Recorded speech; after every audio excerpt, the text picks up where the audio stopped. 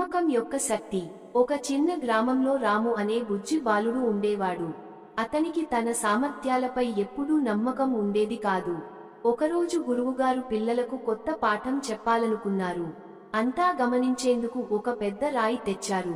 ఈ రాయిని ఎవరి చేత బడితే వాళ్ళు ఎత్తి చూడండి అని గురువుగారు అన్నారు.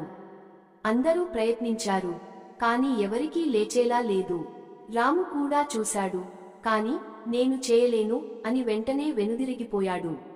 గురువుగారు మళ్ళీ అడిగారు, రాయిని ఎత్తలేమని ముందు నుంచే అనుకోవడం సరియేనా? పూర్తిగా ప్రయత్నించారా?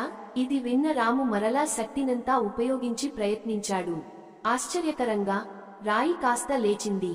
అతనికి ఆనందం వేసింది. గురువు చెప్పిన బోధన, మనమే ముందు మనల్ని ఓడించుకుంటే విజయం సాధించడం అసాధ్యం. నమ్మకం ఉంటే ఏదైనా సాధ్యమే. మోరల్స్: భారీ తనిఖీ గుర్తు మనమీద మనకు నమ్మకం ఉండాలి. భారీ తనిఖీ గుర్తు పూర్తిగా ప్రయత్నించాకే ఫలితం తెలుస్తుంది.